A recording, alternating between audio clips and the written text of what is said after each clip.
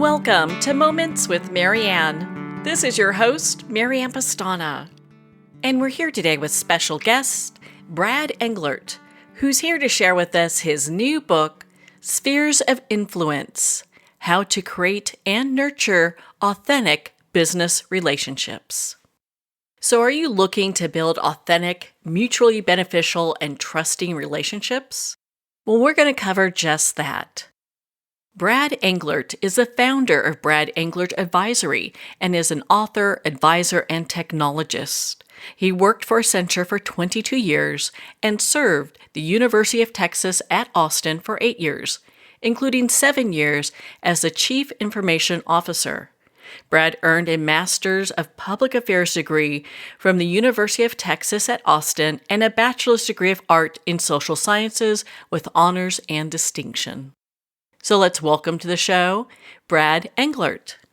Thank you for inviting me.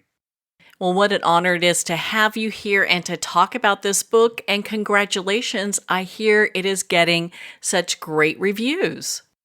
Well, in addition to being an Amazon bestseller, it's #1 hot new release. Oh my goodness, congratulations. How exciting is that? So why don't we start from the beginning? What inspired you to write this book? Well, I've been fortunate to have some very good mentors over the years. And then later in my career, I enjoyed mentoring others. And I just had a lot of stories from my 22 years at Accenture and 8 years at the University of Texas at Austin as a CIO, where I also was developing a team. And I still mentor 2 or 3 people every year, but I thought I could reach a wider audience by writing a book and help more people. Well, I'm so glad that you did because while this book is centered around business relationships, I was so impressed because there's so much here that people can use in their daily lives. Yes, 3 principles apply to all business relationships and all relationships, really.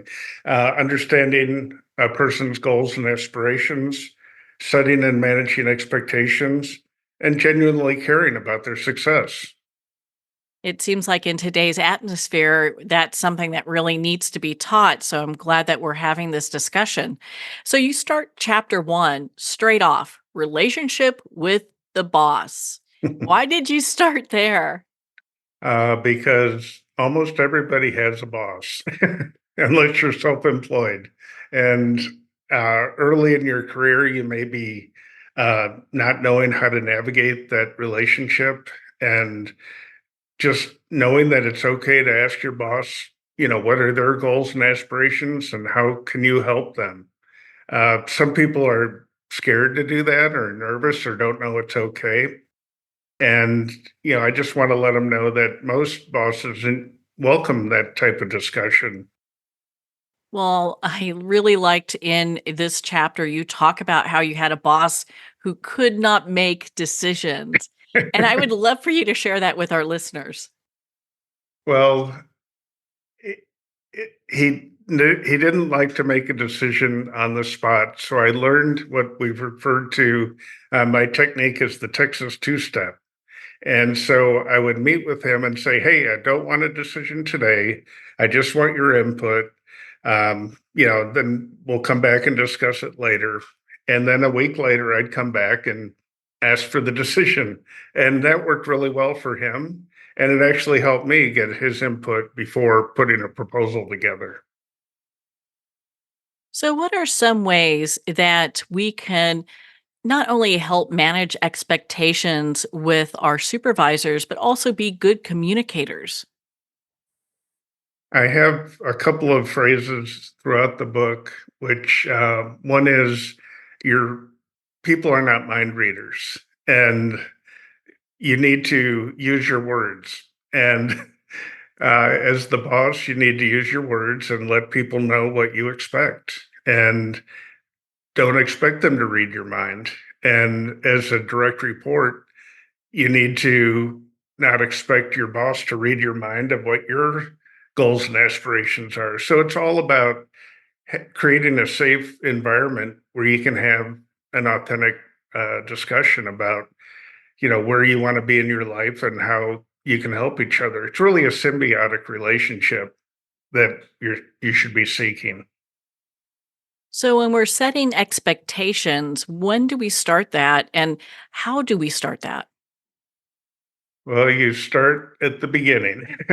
So let's just take an example. So I had a boss that was type A personality, everything rush, rush, rush. And she would call and everything sounded very urgent. And time I was trying to leave to take my wife to dinner and leave at a reasonable time. And the boss, she calls and said, I need a white paper. And it sounded like tremendously urgent. But I said, whoa. I literally said, whoa. When do you need this white paper? And she sputtered and said, well, I don't meet with a client for another 2 weeks. Well, it sounded like she needed it tomorrow. Um, how many pages should this white paper be? Oh, 3 pages. I was thinking 10. Do you have an example of a white paper that I could use that and model? Oh yeah, yeah. Ask David to get the one I wrote on XYZ Corporation in 1978. So what happened? I was able to go home, have dinner with my wife. I was able to assign the research to one of my staff people who gave them plenty of time to do the research. And I was able to give the boss exactly what they expected before the client meeting.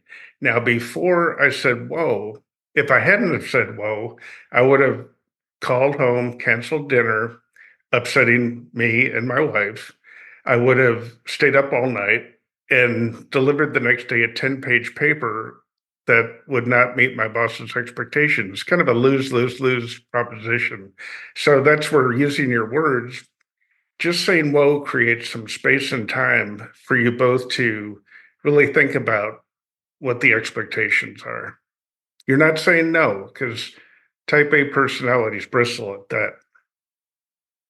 Yeah, just kind of pumping the brakes a little bit there. Yes. Well, and I like how you did that because it really kind of puts things like, okay, let's look at what needs to be done, how soon, how much. You really are able to break it down then. Hmm. I found with my customers, it's also important to set expectations. And I had a situation where a client wanted me to lead this huge multi-year project, and it was very doable. I would love to help them out, and it was October, and I said, there's just one thing. I'm talking to the CFO and the provost at the faculty lounge, and I said, I have this vacation in June to Australia. I want to take my wife and 2 boys. I was supposed to go last year, but I canceled it due to client needs. However, we bought the tickets, we had the passports, and I was an exchange student in Australia, so I missed our 25th high school reunion. I really need to take this trip in the summer. And they said, oh, that's fine, Brad. So we get to May and we're meeting with the president for the monthly meeting. And I said, Mr. President, just want to remind you, I'm going to be going to Australia for 3 weeks. Debbie will be in charge. And of course, I reminded him every month for the prior 4 months. And his hand started shaking. And I'm in slow motion canceling my vacation, kind of, whoa. And the CFO stopped me and said, Brad, hold on a second. And he said, Mr. President, the provost and I agreed that Brad could take this vacation when he joined us in October. I believe we should uphold our commitment. So the client was defending my vacation, and which was wonderful. Diane did a great job. I didn't check email or voicemail for 3 weeks. And 10 years later, we're having dinner with our spouses, the CFO and I, and we talked about this situation. And he goes, we were scared to death when you were gone. I bet they were. My goodness, that's too much of a hoot. Oh my goodness. Well, and where do you think people really get hung up when it's their relationship with their boss or executive leaders? I think with executive leaders, you need to prepare yourself for the time that will happen in your career. Probably not your first 1 to 5 years, but 5 to 10 years. There's a high probability that you'll be called upon to help executive leadership. To prepare for that, you need to have a wider perspective of your organization. And how do you do that? Well, you go to the website and study what the mission is. What is the purpose of the organization? Then you look at the vision. Where does executive leadership want to take the company or organization in 5 years? And then you look at their values and model those behaviors and understand those. So when you interact with executive leadership, you have a pretty good idea of what they're trying to achieve. And then you can offer whatever skills you have that can support them. So you have to do your homework. Well, I think it's important. It shows that we're invested and we're really interested in what's happening. Hmm. So, I know in your book you talk about authentic business relationships. So, how do we know if the relationship we have, if they're authentic or not? Well, there's a lot of talk in the business world about networking.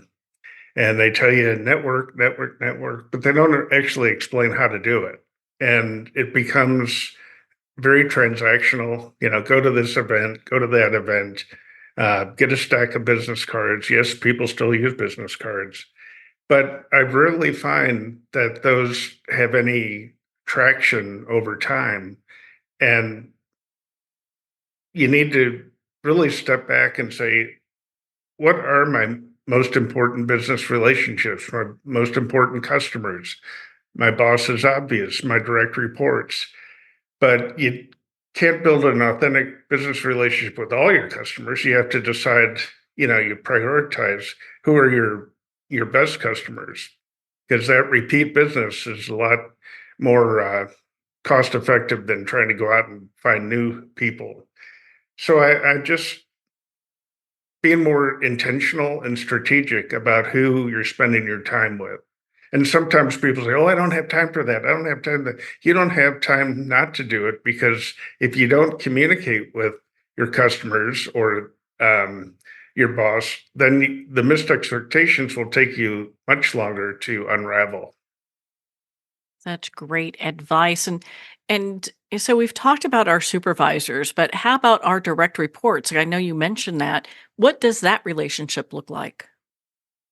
I start with asking them in the beginning of a relationship, what is going well with our organization? What could we do differently? If money was an issue, where would you invest?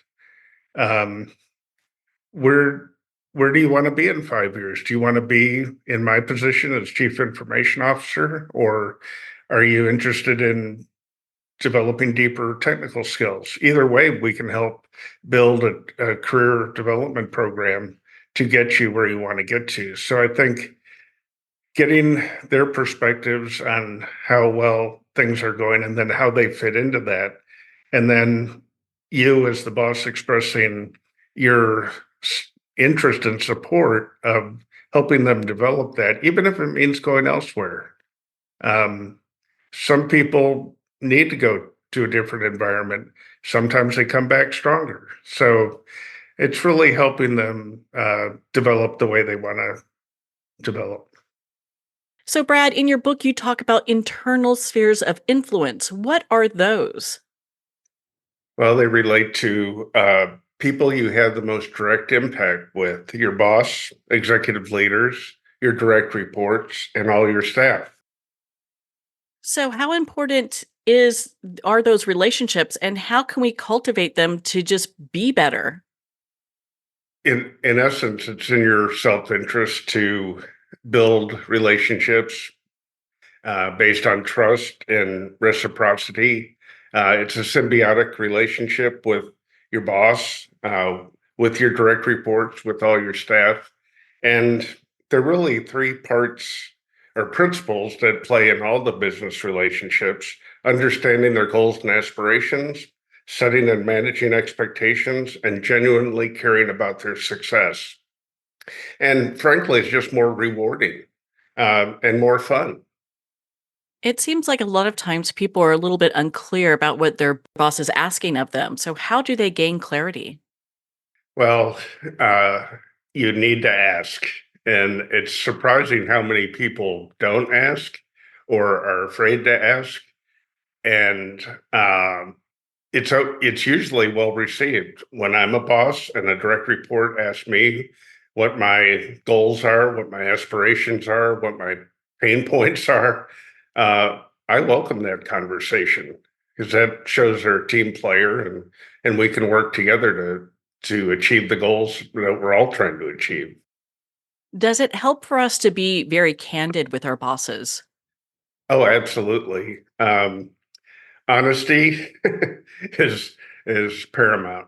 And sometimes your boss will ask you to do things that you may not be prepared to do. And you need to be honest and say that. Or maybe you don't have the skills to do the work.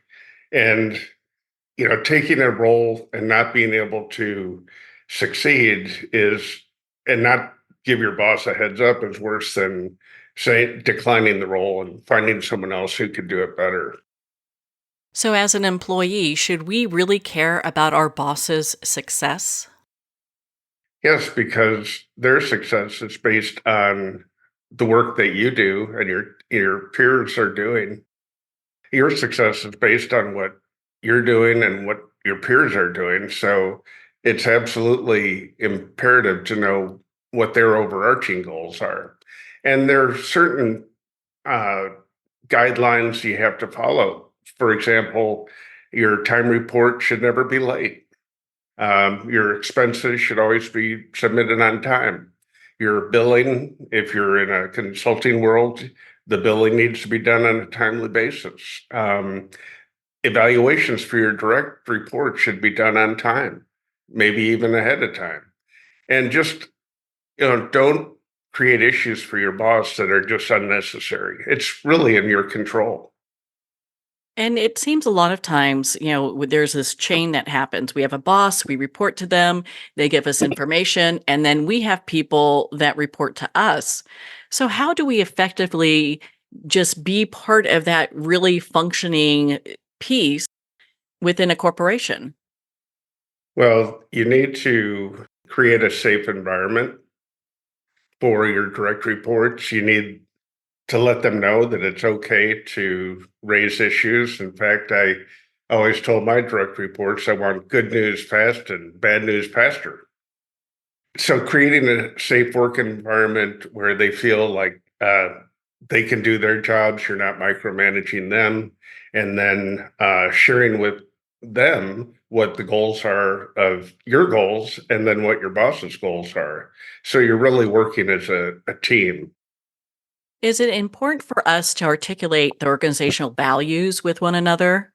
Yes, it's surprising that some organizations don't articulate their values, but most do. And if you're new to an organization, the first thing you should do is go to the website, find out about what the mission of the organization is, what the vision is, where are they trying to go, and then what are the values. And your values should align with those values. And so it's important to articulate those. If you're the boss, you need to continually remind not only your direct reports, but your entire organization that these are values that are important. So, in an organization I ran uh, with 330 people, our top value is put family first. So, I would say periodically in a weekly blog, we have 330 people in this organization. If you have a doctor's appointment, we'll cover for you. If you have a child in a school play, we'll cover for you. If you're sick, stay home, don't be a hero, we'll cover for you. And then I would actually exemplify those behaviors. So if I had a doctor's appointment, I would go. If I had school play, I would leave and go to the school play. So it's not only articulating the values, but exemplifying them. Is it something that managers want to do when when an employee comes up to them with a situation, a problem, that they just are there to help guide the employee to finding those answers to resolving those? It's a collaboration. So sometimes I have direct reports coming to me with a problem they want me to solve. And when I ask, well, what options do we have to solve it? And they're looking at me to come up with all the answers, that's not fair. So I would set the expectation to my direct reports that, yeah, when problems arise, bring them to me, but just think through some options before you get here. Talk to your team because you guys are closer to the work than I am, and then make some recommendations. And at times it'll be they'll bring a problem about a dispute with a peer of theirs, another one of my direct reports. And my first question will be, well, what did they say when you talked to them? And I would repeat that until they would go talk to them. And often it got resolved without coming back to me. Kind of teaching them to be the leaders that you know they can be. Yep. Well, on that note, we're going to pause here for a quick break. We've been speaking with Brad Englert in regards to his new book, Spheres of Influence: How to Create and Nurture Authentic Business Relationships. You've been listening to Moments with Marianne. We'll be right back after these messages from our sponsors. Are you a coffee lover who wants to make a difference? Look no further than Fire Department Coffee, a veteran-owned business that gives back to support first responders in need. Each batch of coffee is freshly roasted right here in the USA by a dedicated team of first responders and coffee experts. So when you enjoy a cup of Fire Department coffee, you're not only drinking high-quality coffee, you're supporting members of your community. Start your day with a coffee that gives back. Visit firedepartmentcoffee.com. That's fire, D-E-P-T, coffee.com. Hey, pay attention, everybody. Amy Vaughn and myself, Dutch Mendenhall, are hosting an event. Have you ever felt like the wealthiest in America play by a different rule book? Even if you earn well, make money, invest wisely, educate yourself, there is an invisible barrier. It separates you from the financial security enjoyed by America's elite. The economic landscape changes every day. The wealthy elite know how to stay ahead of it because we play by a different rule book. At Invest Well Summit, we'll share all the plays, and we're making it to win. Spots are going to sell out fast at InvestWell Summit, so get your butt to investwellsummit.com and secure your seat now. There comes a moment when you realize you're somewhere special. When you discover that each beautiful creature that you see has been rescued from a life of absolute horror and brought to this incredibly free place. Here's where their lives were forever changed and where yours will as well. Discover over 500 tigers, bears, and lions at the brand new visitor center at the Wild Animal Sanctuary just outside Denver. For more information, visit wildanimalsanctuary.org. Discover true freedom at the Wild Animal Sanctuary. Internationally recognized and award-winning author Judy Goodman works and teaches outside the box of limited thinking. Working with people from every walk of life, her goal is to empower you to be the best you can be, no matter what the challenge is. Born with the gift of seeing beyond our normal vision, she has an extraordinary gift of working with every challenge. Teaching beyond conventional wisdom, her work is described as life-changing. Visit judygoodman.com. That's judygoodman.com.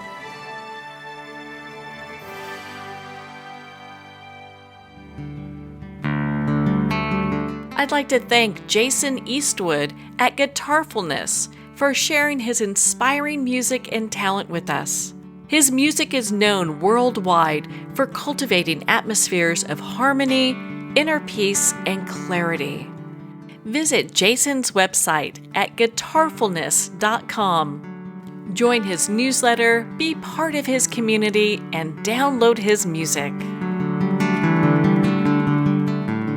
Welcome back to Moments with Marianne.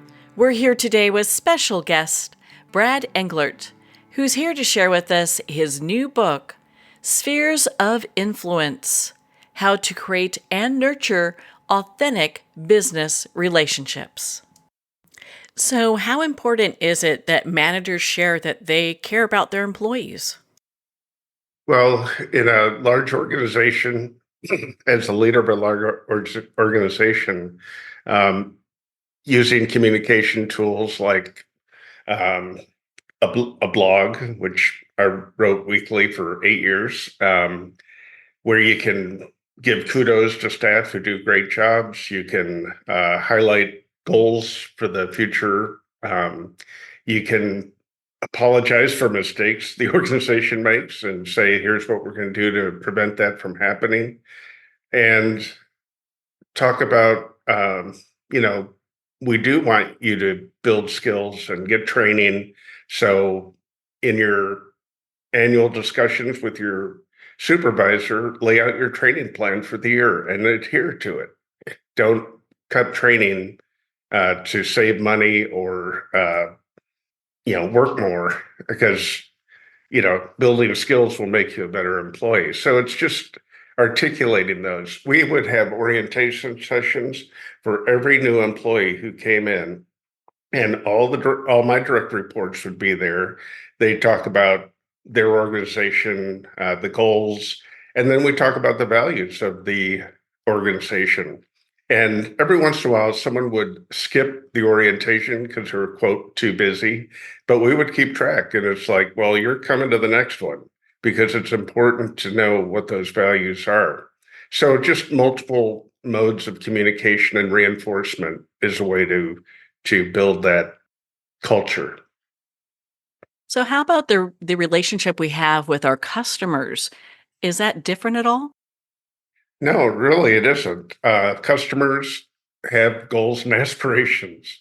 Customers need their expectations set, and they want you to genuinely care about their success. I had a state agency in the early 90s that all their inpatient facilities were paper. And our job was to implement an electronic medical record system. And in the first uh, facility, all the medical directors from the other 12 facilities worked with us to design the procedures, the training, et cetera. And after the first facility went live, very smooth, go live, all the other medical directors said, we're not waiting. We want to go faster. And we actually finished the project 6 months early because we knew what everyone's goals and aspirations were, which was to get rid of the paper and spend more time treating patients. So, it's really having us be just more aware of what not only their goals are, but be sensitive to their interest and their timing. That's right. And genuinely care about their success, not how much money you're making. Yeah, and how you can really help move that business forward. Hmm. What are some of the things that people come to you the most for when you talk about just, being in spheres of influence? No one comes when there are no problems, lots of time, and lots of money. So usually people approach you when there's some problems, challenges, not much time, and maybe budget issues. So it's really actively listening to try to understand what the situation is, what they're trying to get to, and then how can you tailor an approach that, and you collaborate with them on the approach that will get to the ultimate solution. And you can go through numerous options with them until you come up with a solution. But at the end of the day, it needs to provide much more value than any cost of your service. Is it important for us to let them know that we care? And then how much? Because I know sometimes there could be some boundary considerations with that as well. Absolutely. I think it has to be on a professional level. I would meet with my direct reports once a week in their office. So that would mean me walking across campus. And that's great because I bump into people, I bump into customers, I bump into executive leaders. And when I go into the direct reports workspace, their team sees me and I'm basically showing the flag and the support for their organization. But it needs to be on a professional level. And someone asked me, should you go out drinking with your direct reports? And I just didn't do that. We would celebrate success with pizza or barbecue, or tacos. We love tacos. Um, but I would maintain a professional relationship. Do people tend to get in trouble when, like, expectations aren't really clarified? Absolutely. It's probably the easiest thing to mess up. It's not knowing what the expectations are. And you might think, you have expectations for your boss, and they may think, you know, there's no way they can do that. So you have to have the dialogue. Um, Starting a big project, if I'm working with a customer, I get a one sheet of paper and say, here's the definition of what we're going to do, the scope of work, the timeline, the budget, who will be working on the project, how often we'll report back progress or raise issues to you. And that one pager sets the expectations. And then every time you meet, you align to those expectations. And I had one situation where it was a chancellor of a huge university system, all his direct reports. And by the end of the 6-month strategy project, it was unanimously endorsed because we brought them along all the way from the very beginning. And one thing we did, we said in the strategy, we're going to have so many pages for this and so many pages for that. And the chancellor goes, well, can I have 10 pages there? It's like, yeah, of course. Now, if we hadn't have asked, we might have delivered the report and he's saying, where's my 10 pages? But he had an opportunity to have his imprint on it. So, when direct reports come to you with a problem, how do you manage that? That's a great question. There's a classic Harvard Business Review story, I think from the mid 70s, which is hilarious because they talk about, typewriters and things like that. But the premise is that your employees have monkeys and they want to give you the monkey. And as the boss, if you accept all the monkeys, pretty soon you have all these monkeys on your back and they're leaving at 5 or going to the golf course. And so the advice of the writers were, if you are asked to take a monkey, you acknowledge it's a monkey and you hand it back to them. And that sets the expectation that you want them to come up with options to solve problems. Sometimes they have a problem with a peer of theirs. And the first thing I ask is, well, what did they say when you talked to them? And of course, they hadn't talked to him. And so they learned over time not to come asking for me to be their hero and rescue them, but for them to actually go and talk to the peer and work it out themselves. And that's more empowering and more rewarding. And they build strong relationships with their peers. Do you encourage them to get out of the office and develop stronger relationships with clients too? Absolutely. So um, when I started at the university, this professor who I worked with 15 years prior on a statewide network, crusty guy. And I said, okay, give me some advice. And he said, get out of the office and tell them you give a damn. And that was the best advice. So I would go and meet with my peers in the organization about every 6 weeks. Those I worked with more, I'd meet once a month, like campus safety and security. We had to really work together to make sure we were prepared when we needed to be. And that built this nervous system for me. But then I asked all my direct reports to do the same. So basically, every 6 to 4 to 6 weeks, we were meeting with, 40, 50, 60 people across campus. And that was our nervous system. And it was really good because we could give them a heads up of things are coming. They could give us a heads up of, major projects that are coming. Rumors, they would tell us, hey, I heard a rumor. The rumor is that you don't have enough diesel in your generators. Well, the generators are run on natural gas. So good rumor, but it wasn't true. But you're able to snuff those out immediately. So we actually called it a liaison program. And that's where if you have a regular cadence, just put it in your calendar. That's the beauty of developing authentic business relationships. You don't have to be born with it. You just have to practice. And you practice by identifying intentionally who you should be working with, and then set up that cadence where you have the time. And it's a long play. You're there to help them be successful and you be successful. So, for those business managers that are listening now, they're hearing this interview, they're going, this is what our company needs. How do they start to implement this kind of, mid stride? Well, you just have to start.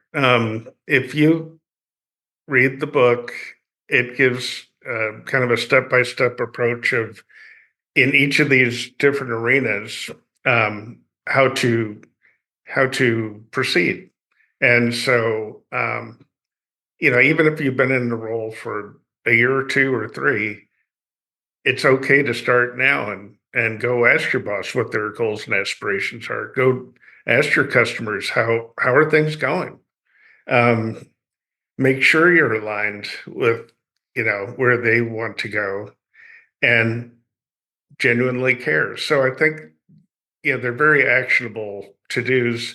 At the end of every chapter, there's actually key takeaways that could be used as a framework for helping your team work together. In a review of my audiobook, which will be out in 2 weeks, um, one of the reviewers said, "I lead a team. I'm trying to build uh, better working relationships with them.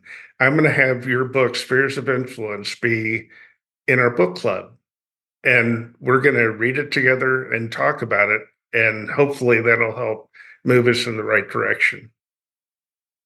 Well, I can definitely see where this should be mandatory reading if anyone has a business, because it really does provide a roadmap to just have better relationships. And gosh, isn't that what business is all about? Yeah. And it makes it more fun, to be honest. It isn't transactional. What tips do you have for our listeners that they can take into their workplace today and start working themselves? I would ask them to step back and look at their organization and create what I call a power map, which is, who are leaders in the organization. That's pretty easy on an organization chart, but they're also influencers who may not be high up on the chart, but they can help you navigate the organization, especially if you're new to an organization. And I had one influencer who was the chief of staff for the chief financial officer at a huge research one university. And they had worked together for 25 years. She was brilliant. She helped resolve um, financial resource issues throughout the campus. And I worked with her and we helped transform the administrative side of the house. Well, I went to another very similar university and met with the chief of staff, and she goes, "Well, Brad, I've only been here a year and I'm doing kind of these small projects. I don't think you should waste your time meeting with me," which was perfect. Thank you. So just be intentional about where you need to invest your time. In your book, I know you talk about offering apologies and being able to take accountability. How important is that? Oh, it's very important.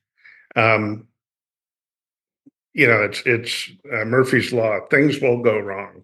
And you need to ask yourself and your organization, how are you going to react when things go wrong?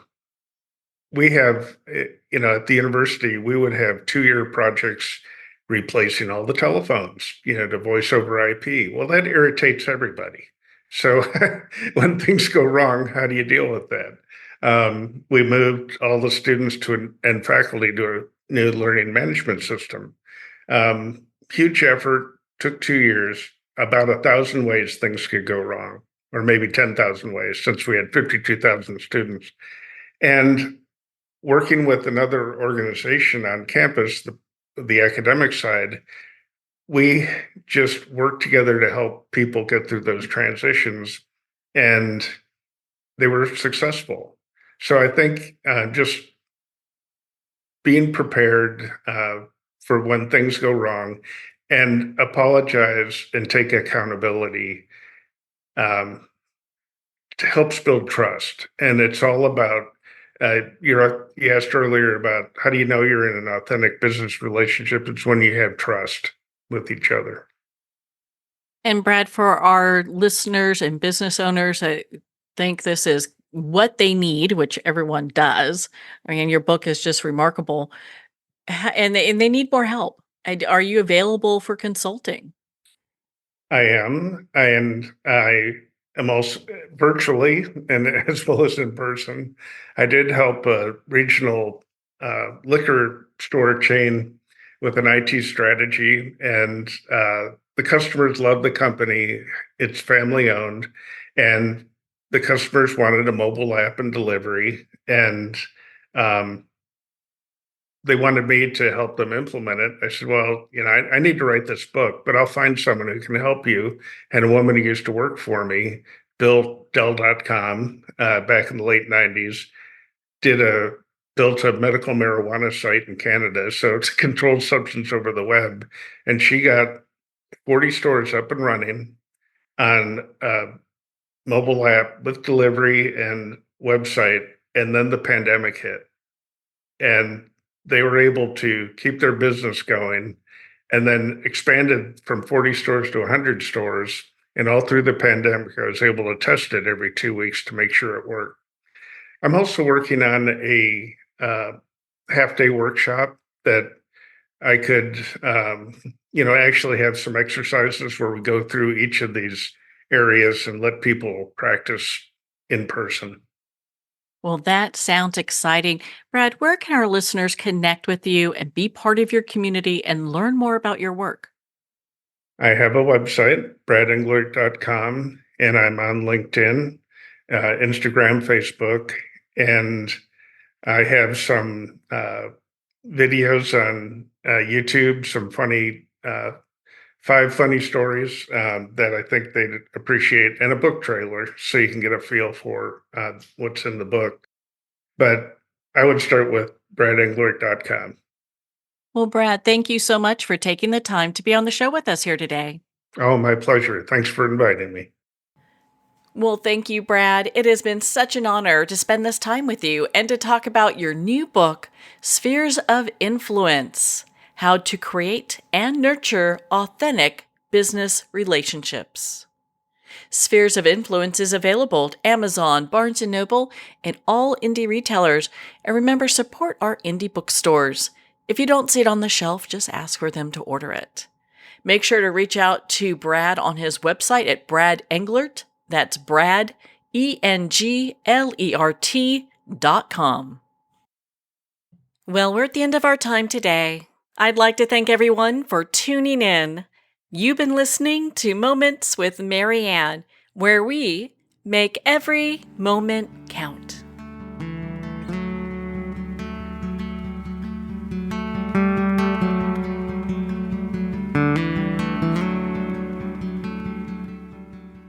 In a single moment, your life can change. Moments with Marianne is a transformative hour that covers an endless array of topics with the best of the best. Her guests are leaders in their fields, ranging from inspirational authors, top industry leaders, and business and spiritual entrepreneurs. Each guest is gifted and a true visionary. A recognized leader in her own work, and while teaching others to develop, refocus, and grow, Marianne will bring the best guest and sometimes a special surprise. Don't miss this. You never know just which moment will change your life forever.